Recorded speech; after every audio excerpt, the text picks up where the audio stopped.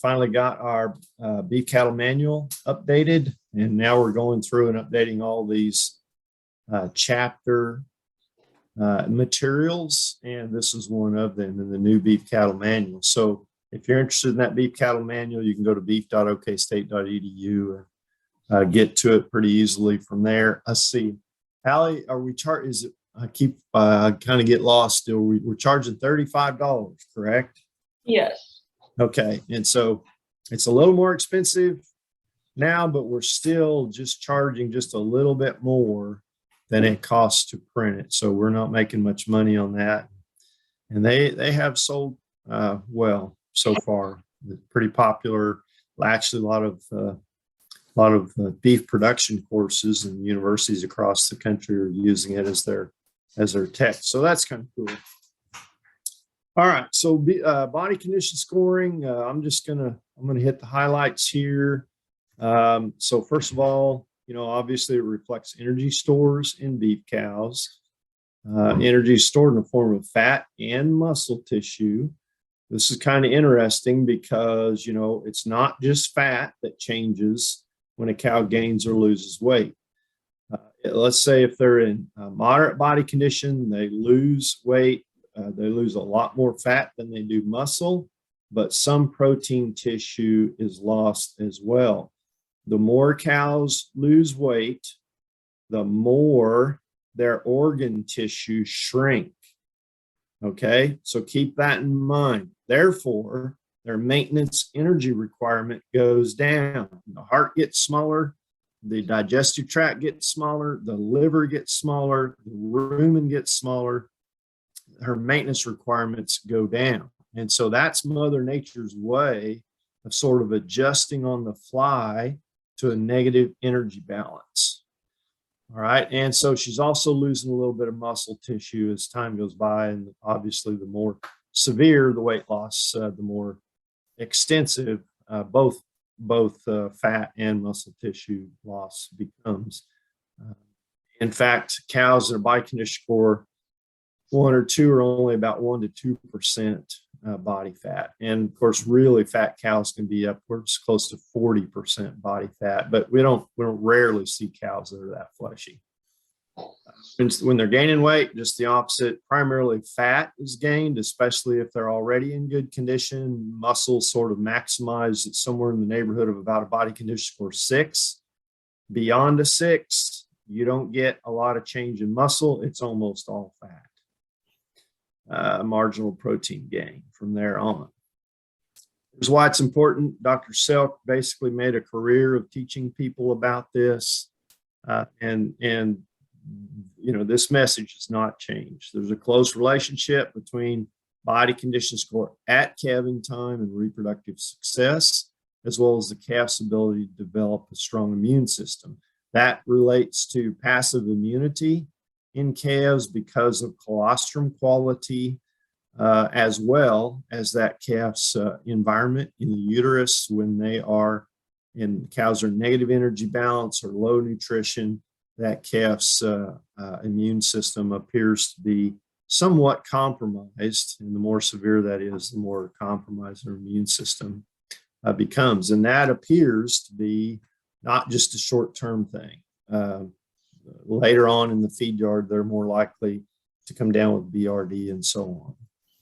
Current body condition score, if you think about your entire system, really it's a reflection of recent nutrient supply compared to that cow's nutrient requirements. A fall calving cow in Oklahoma is a good example, right? They're going to calve in extremely good condition, usually in the late part of the summer, early part of the fall. And then, that lactation requirement, especially if she's a heavy milking cow, is going to, and the combination of just moderate amount of protein supplement along with dry winter forage or low quality winter forage is going to result in negative energy balance. It's also a reflection of management system, of course, grazing management and supply versus demand, or you might think of it as a match or mismatch of cow's genetic potential to forage and management system. So, a lot of people might try to manage body condition by manipulating the calving season or timing of calving. There's a lot of talk about, and in fact, quite a bit of evolution of calving dates in the northern part of the country. People have backed up. Apparently, they've backed up their calving dates and breeding season so that they're calving a little bit later in the year. That doesn't work as well for us here in the Southern Great Plains, because we always sort of have this struggle or tug of war between winter cow feeding costs. Later in the season you calve, the lower your winter cow feeding costs should be, versus heat stress during the breeding season in July and August. So if you try to calve beginning in, so let's say early April or mid-April, you're going to be breeding in July and August, and that appears to be a pretty good challenge. There's several ways to try to overcome that and balance those two, and but that's kind of the challenge here in the Southern Great Plains compared to those folks up north. Here's the system scores, as you well know, 1 to 9. 1 unit body condition score change should be equivalent to about 7% of a cow's weight when she's in a body condition score 5, if that makes sense. So 1,000-pound cow in a body condition score 5 is going to require 70 pounds to go to a 5, or I'm sorry, go to a 6. Or if she loses 70 pounds, she'll be at about a 4. And then you can change the cow weight there and calculate that to kind of suit yourself. But that's a good rule of thumb. And we can calculate the amount of energy or feed, nutrients required to go with that. That's what the calculator nutrition evaluation software program does. It uses that to estimate how much feed you need to do that. Some of my favorite places to look, this is an older image that we've used for a long time and still works well. Shoulder, ribs, tail head, and hooks, in that area between the hooks and pins, the hip, whether or not that's filled in or flat across from between their hooks and their pins. Those are all good indications of body condition. I tell my students that, your first impression is probably the best one. Most people, that have some experience in the cattle industry can look at a cow and just immediately think to yourself, she's thin, she's moderate, she's really fleshy. And I tell my students to, if cows are in thin condition, give them a thin score. If they're in really fleshy condition, give them a really fleshy score. What we find, it's kind of interesting to me, is what we find is that especially scientists, people in academia, publish papers and so on, their condition scoring range seems to get tighter and tighter and tighter over time. And so the next thing you know, their condition scoring range goes from about a 4.5 to a 6. And what that results in, if you go through the regression calculations, what that results in is a difference but from one score to the next of somewhere in the range of 200. We've seen papers published where they've got 250 pounds associated with each 1 unit change of body condition score. Well, that just tells you they're overthinking it, and they think maybe they can discern between a 4.25 and a 4.5, and so on, instead of just looking at a cow and saying, yep, she's really thin, we got to give her a really thin score. That works best, and I think usually your first impression is the best one. Okay, here's some examples. We'll go through this pretty quick, from thin to fleshy cows. Obviously, body condition score, extremely thin cow. In this one, Alec, can you see my cursor there? Yes. Okay, good. So here's this lumbar vertebrae, and if you could feel that or palpate it, it would look like, it'd feel like your knuckles across here. There'd be space in between there, and you could feel the edge of those vertebrae. And that is a good indication that cow's really thin condition. You can see the full shape of all of her ribs. This cow's she's in trouble, right? And maybe you can see why just looking at her environment. But that's a darn thin cow. Look at the bone structure in her shoulder, for crying out loud. You can see every twist and turn and dish in her bones. There's absolutely no fat cover over this hook bone right here. As well, you can see every vertebrae nearly along the top of her spine. Okay, and then we just start kind of going up from there. We call this cow a thin or a 3. Honestly, it's a little hard to tell because she's got such a good winter hair coat. This is one of our fall calving cows. She's a good producer. You know, if you could shave that hair off, it'd be interesting to evaluate her a little closer. She might actually fall closer to a 2. But you got to look pretty close. There is a lot. There's 2 full inches of spine here, and there is no muscle tissue to fill that area or fat cover, right? And so this cow is actually quite thin, even though she appears to be healthy and has a good hair coat. We're calling this cow body condition score 4. A lot smoother appearance compared to the previous cows. You do see some spine up here over her withers. There's only about maybe an inch, 3/4 of an inch visible here. She's relatively flat between her hooks and her pins. Notice you don't see the shape of that bone, of that hook bone, and she doesn't have very sharp pins. It's not flat across here. There's still a little bit of a dish there, and the ribs aren't terribly visible, but we give this cow body condition score 4. I think she's just a little bit under that moderate body condition score 5 score. Here's a 5. She's maybe a little bit thinner right here, but she's smooth over her ribs. You don't see any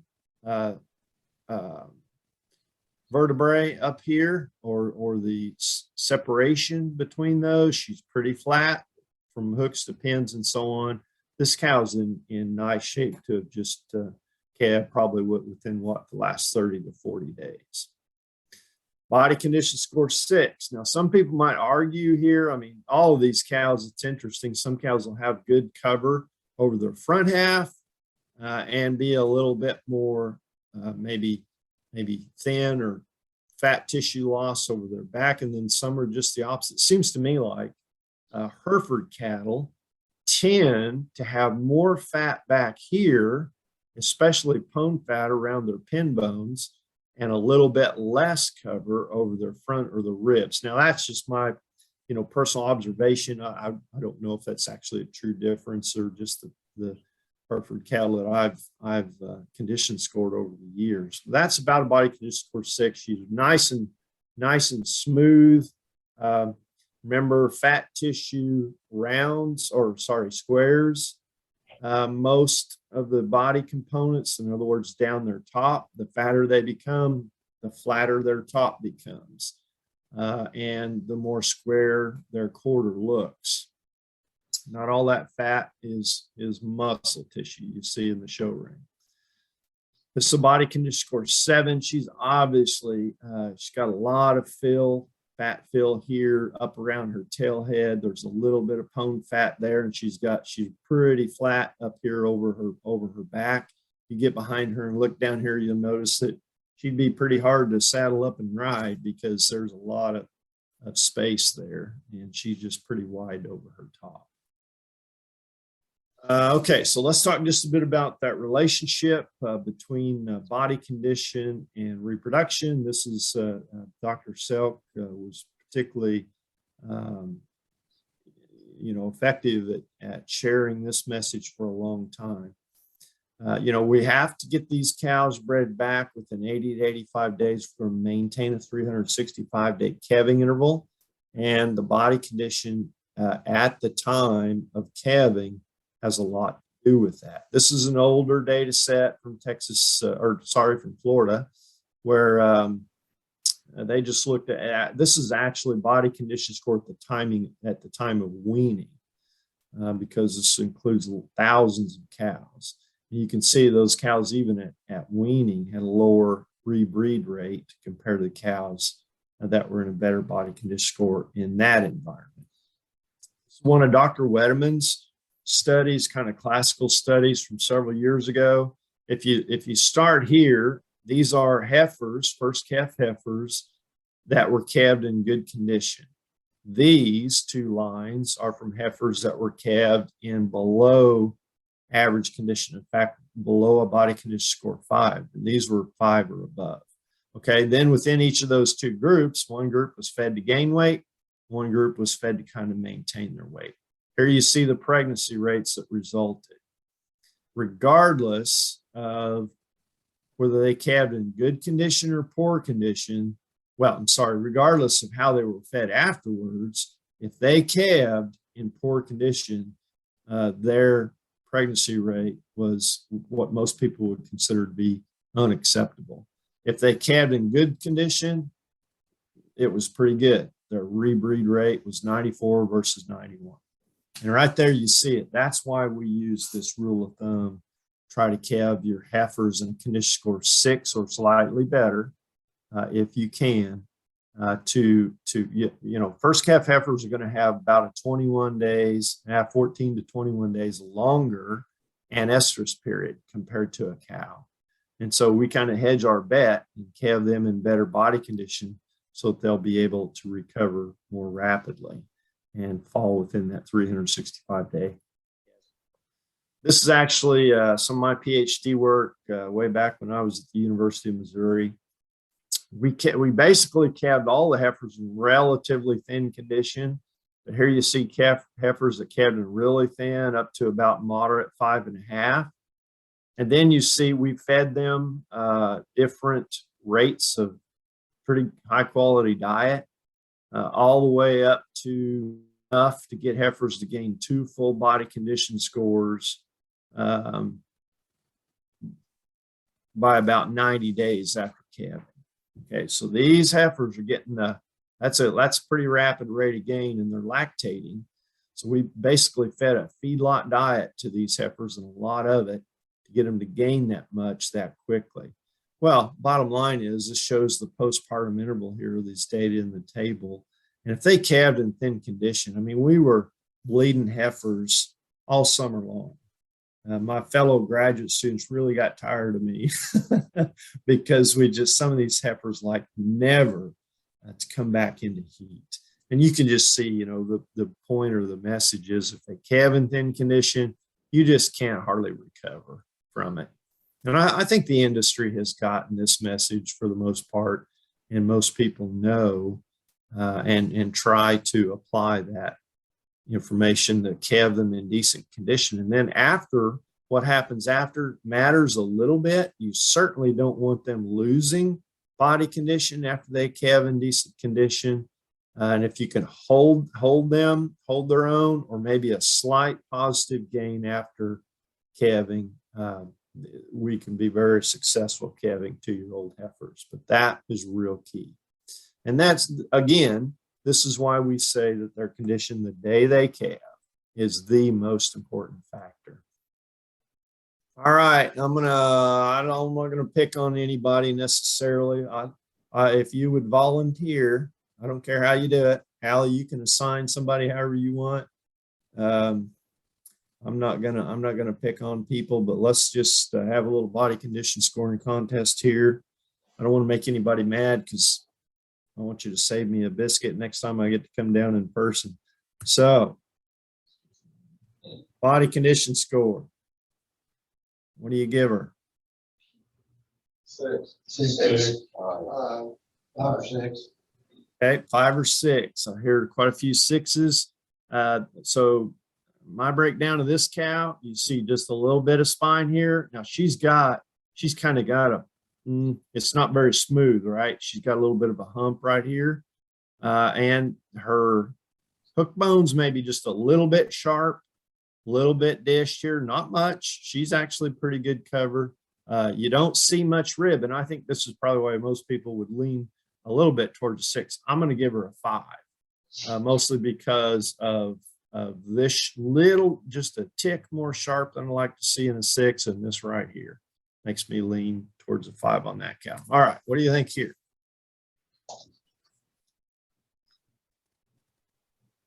Is she thinner or fatter than the last cow? This cow's a little tricky. Why? Because of this right here. That's not what we're interested in. What we're interested in is her skeleton and how well covered her skeleton is. So now what do you think? A little thinner. She's got that triangle up there. On the rib. Sure. Yeah, actually, this cow is pretty thin. She is pretty thin, but she's really full. She's slick. You know, she looks healthy. This is actually an older cow. One of our older cows. We don't have her any longer, but look how sharp she is up here, right? Really sharp in the top of her shoulder there. She's pretty, reasonably sharp down here, but this, and the sharpness in her hook bone here, her pin bones, and then you can see 1, 2, 3, you can almost make out 4 ribs there. So to me, this cow would be, she's not a body condition score 4. She's a little too sharp here. I would give her, if we were out scoring for a research project, I would give her probably a 3.5 or so, 3 to 3.5. What do you think now? That's me. Yeah, I don't think she's an 8, but boy, she's in good shape, and she's standing in a world of grass out there, isn't she? This is a fall calving cow. That's one reason why we like our fall calving program is because it's so easy to get these cows a good. I don't remember we took this picture of if she had already calved or not. It looks like maybe she had, but anyway, we're going to give her a 7. Really good cover over her ribs, right? You don't see anything, but there's just not enough pone fat back here maybe to give her an 8. She's got good muscle development and so on. She's obviously more than a 6 just because of all the cover. She'd be pretty flat over her top. But yeah, I think this cow's a great candidate for a body condition score 7. Okay.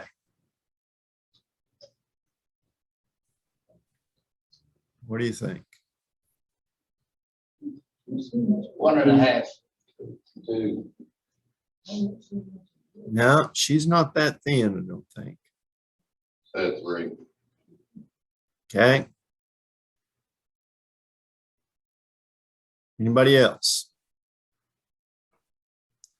We're going to give this cow, to me, she's on the verge of a 3, probably, and I wouldn't argue with a 4. By the way, when we're scoring, I tell my students, and we do break it down into half scores. Probably shouldn't do that because I think that maybe encourages you to tighten up your scale. But she's somewhere in that 3.5 to 4 range. And I tell my students, we just don't argue over half a score because it's a subjective scoring system anyway.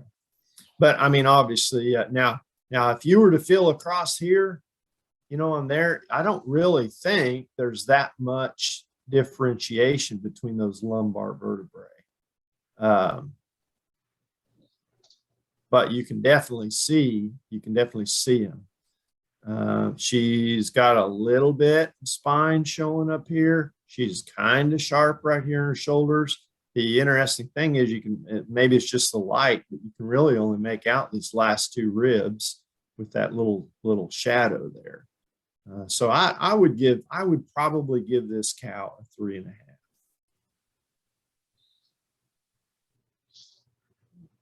What's your first quick impression? I could make out the compliment there. 5. Okay. Pretty full again, right? Really slick. Fall calving cow here. I'm going to give her a 6. She's very smooth over her top. She's got really good fill between her hooks and her pins, and I can't make out any ribs here on this cow. We were scoring, I would probably give her a 6, and certainly would not argue with the 5.5. But yeah, I think she's in nice condition. Okay, how to use body condition scores. I think obviously, I think for most people, the practical use would be to monitor body condition as calving season approaches. Maybe as weaning approaches to determine whether you need to wean a little bit earlier if you're a spring calving program, to let those cows bounce back before the lower quality forage season of late fall and winter arrives. Most of the breed associations, or a lot of them, are now collecting cow weight. And when you turn in a weight, you have to have a body condition score to go with it so that they can adjust that weight. Obviously, a cow that weighs 1,000 and is body condition score 4 at weaning is not a very good reflection of her. She's actually probably 1,070-pound cow at weaning on a body condition score 5 basis. And so that's why they require both of those data points to be turned in. And of course, their point is try to make progress in cow size throughout the industry while, moderate cow size while still weaning a big calf. Okay, so our overall goal, calf cows and body condition score 5 to 6. First calf heifers and body condition score 6 to 7. Spring calving operations, we always say, kind of in order to sort of get somewhere in that optimal feed cost versus cow body condition and performance, probably aim for a 5 in the cows and a 6 in the heifers. In a fall calving program, you're probably going to wind up closer to a 6 or 6.5 in your cows, calving there in late August and September, and maybe even up to a 7 in your heifers. And then once they calve, the goal, whether it's spring or fall calving, this can be a challenge, that is to minimize weight and body condition score loss from the time they calve until the breeding, through the middle of the breeding season. We say the first 90 days, that's a long time there, but I'd say at least the first 45 days or so, if you can minimize that weight loss. On a fall calving cow that calves in a body condition score 7, you can stand some weight loss after she calves, and you'll spend a lot of money trying to hold them in that condition, and probably that's not necessary. Well, we know it's not necessary. We generally our cows will lose maybe 2 full body conditions there up until about the first of the year, maybe the middle of January. But we've tried to hold that to real gradual weight loss so that and we still get 92, 93, 94% pregnancy rate. So that is certainly doable. The thing you don't want to happen in a fall calving cow, she got really low quality forage and so on, is for her to lose 2 body condition scores, and right in the middle of the breeding season, obviously. And it's a little bit of a challenge in spring calving females too, because if they calve in, let's say, late February, and then in late March, they're at peak lactation and they're out there chasing that little washy green forage and not getting a whole lot of dry matter each day, it can be hard to hold them together during that early spring period. So that's just something folks have to kind of manage around. Okay, so there's the summary. I'll let you take a peek at that. But what questions or what questions can I answer, or what would you like to visit about?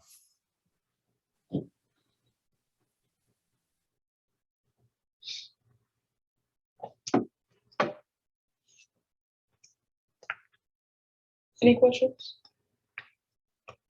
Okay, what's been done in your herd, in your culling program, to get rid of those 4? If most of your herd is, say, 5 and 6, and you come up with a bunch of 4s, best idea to get rid of those 4s? rather than trying to segregate them off and feed them extra. Yeah, I don't like I don't like to recommend that you sort cattle based on body condition unless it's your young cows. You know, I do think it makes sense to sort off the 2 and/or 3 year olds, feed them a little better, manage them to where they don't lose, you know, because if you run them with the cows, they're going to get thinner, especially the 2 year olds. I should have probably included it here, but I saw a paper the other day. It was a really nice paper that showed that the consumption rate of first calf heifers rate, that is pounds per minute at the bunk, in kind of a mixed ration that I don't know, it was like 60 or 70% forage. So it was a pretty, and the rest concentrated. It was a pretty high quality diet.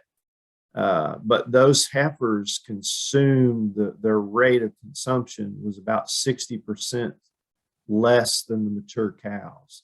So you all have seen it. You know how a mature cow is so aggressive eating cubes when you put them out, and the heifers learn to be over time, but it takes them a while to pick up on that. And their consumption rate, so they're just not going to compete with the cows. I like sorting the heifers out and making sure they don't get too thin. But, you know, we'll always say if you're going to put pressure on nutrition, genetic pressure on nutrition, the time to do it is when they're heifer calves, virgin heifers, up until the breeding season. You know, Burke Teichert, has a really good message where he encourages people to use a more moderate or modest heifer development program, knowing that not as many heifers are going to reach puberty, fewer are going to get bred, keep more heifers than you need, and then the ones that get pregnant are the ones you want to keep, right? And the others can maybe be profitable if you look at it as a stocker operation and you preg check early and get those heifers on down the road. Maybe you've made a little bit of money on those heifers that did not breed. But that's putting pressure for cattle that can withstand that environment and still be fertile. It's a good question. You know, if she's pregnant and a body condition score 4, I'm going to say don't do anything.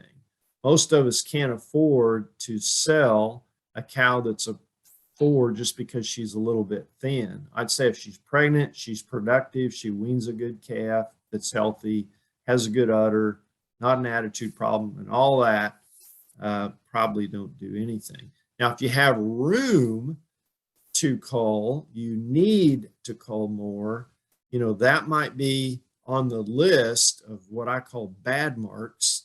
You know, if that's another bad mark for her, she always comes in thin, then yeah, I would cull her. But you know what? I looked up just yesterday, I looked up the heritability of body condition scores in beef cows. I found 3 papers, and they all indicated that the heritability of body condition score is only about 0.15 to 0.2. So it's low in heritability. Well, that's because the environment has such a big impact on it. You know, I think it's hard to sort out that genetic component. But anyway, bottom line, you know, I think putting pressure on those heifer calves is the place to do it. If she's pregnant, obviously, if she comes in thin and is open, absolutely get her going. Because she's telling you that she can't stand the environment, your environment and your management program. Long answer to a short question. Anything else? Measures grass efficiency like feed efficiency in a feedlot, where there's certain cattle that can utilize the grass better than others. Well, I think so. I could probably pull that up here for you. We've been working on that question. I think it's a really interesting question.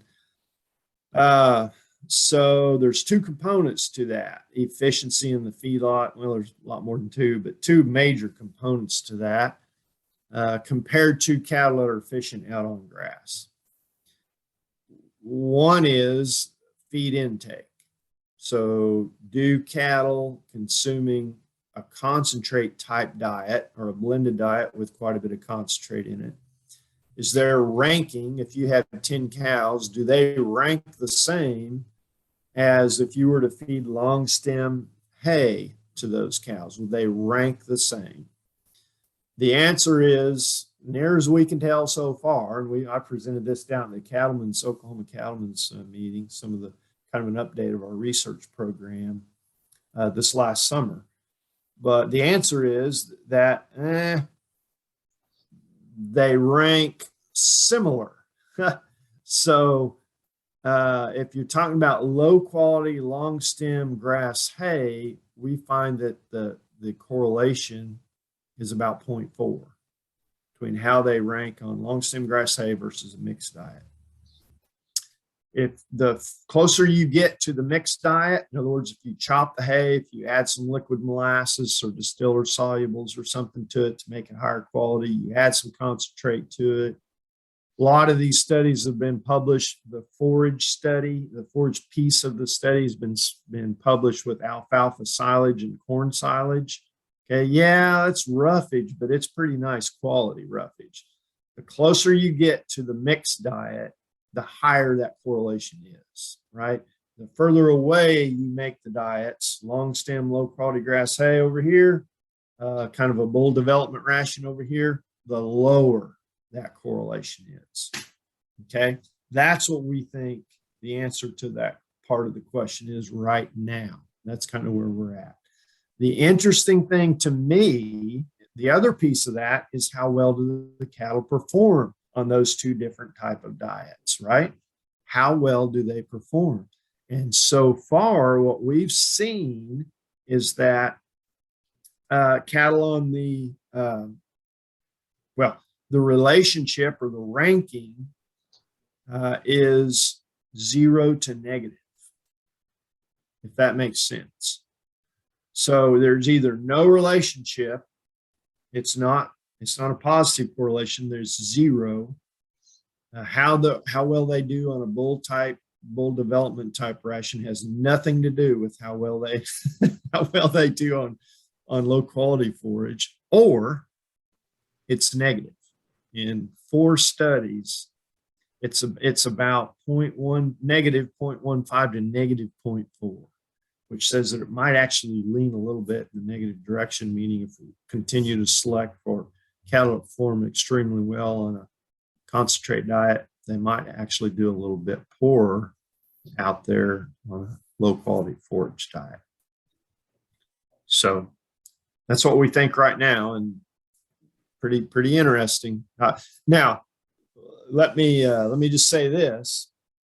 It does appear, it looks to me like we can find cattle that can do both well.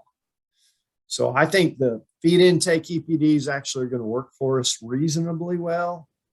If you're a forage guy or cow guy, you might not like the fact that we won't make as rapid a progress if we use the EPDs that are available because they're based on a higher energy mix type ration, but they should work. We should be headed generally in the right direction.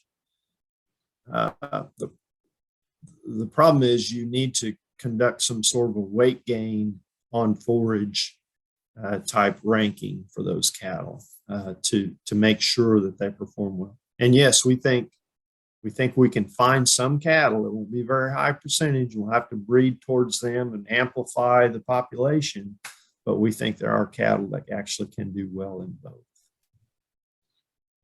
Another long answer to a simple question, but really interesting stuff. That's the kind of stuff that I really enjoy working on. Hey, what about the use of genetic testing to select your replacement heifers? How much value, how much thought you put in that? I think that was Jerry, wasn't it? I think it's getting better all the time. so if you're talking about commercial heifers that you don't have other genetic information on, if you're using, if you're talking about registered cattle, I mean, obviously you've got those EPDs, but the genomically enhanced EPDs are better, more accurate, more precise than those that do not have genomic information on that animal tied to them. If you're talking about commercial heifers, where all you've got is genomic values, that is gradually getting better all the time. Now, whether you can afford, I don't know, what are they charging you? 20, what is it, 20 or $37 per sample or something? 28, How much? 28, I believe. 28. Okay. So, that's going to be an individual decision there, but, and I don't know if we could justify it or not, but, I'd say probably if you're talking about a cow that's going to be around for 10 years, particularly because the commercial cattle tools have more information on stayability and fertility. I think it's, they're getting better all the time because they're feeding more and more information into those databases every year. And we're gradually getting there. We just finished a project I'm trying to get published right now where we looked at the genomic scores for feed efficiency in cows. The genomic scores, of course, for residual feed intake, again, are based on a bull development type ration. What we found is we only had 24 cows in this really intense project. So we don't have a very big data set, but there was a positive relationship between their genomic score for residual feed intake or feed efficiency and our cows' efficiency to be able to gain weight and produce quite a bit of milk. We had quite a few of those 24 cows that could do both pretty well. Some cows lost weight and didn't give much milk. Well, you don't want her, right? She can't do either one very well. But it was, even though it was a low correlation, it was in the right direction, which told me, yeah, if we had 1,000 cows in this project, those genomic values would actually be working pretty well.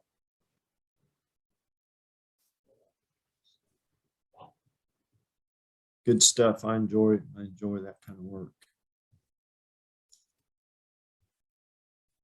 What else?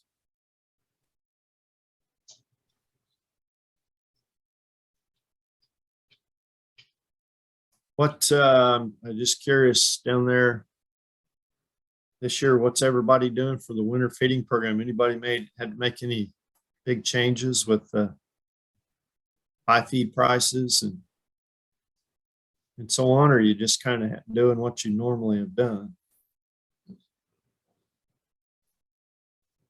Alfalfa hay, maybe. I know you've got a lot more alfalfa hay right down in that area. What about these DDG cubes? Are they worth that extra that you're paying for those over 20%? How much? Oh, okay. So compared to 20, how much extra are they? $4.15 for the DDGs and $3.60 a ton for the 20%. It'd be hard to compare without doing quite a bit of homework on the question.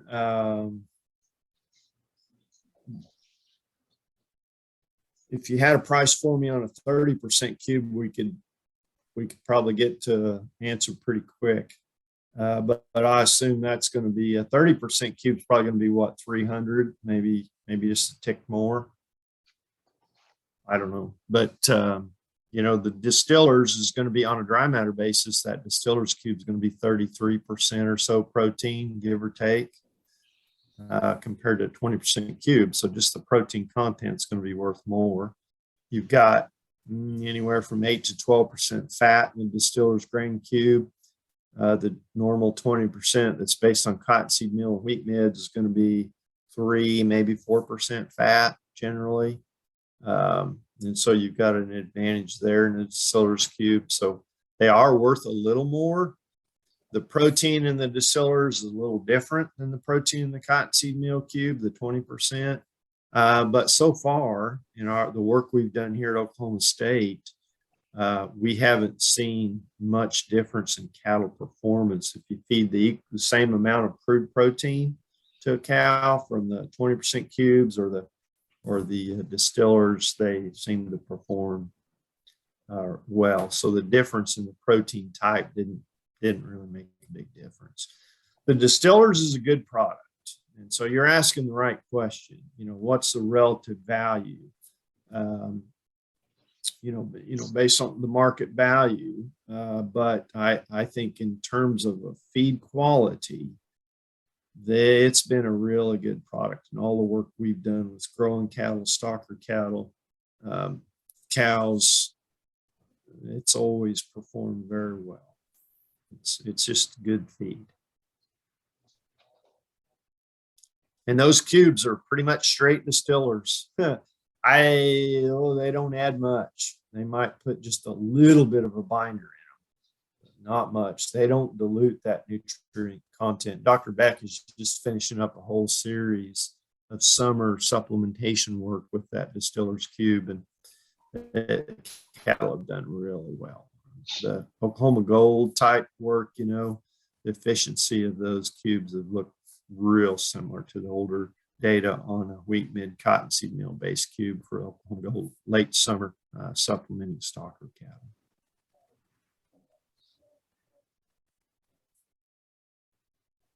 Anything else? Well, I think that's all, Dr. Lalman. All right. Well, thank you very much, Thank you. Allie. Appreciate it. I'll look forward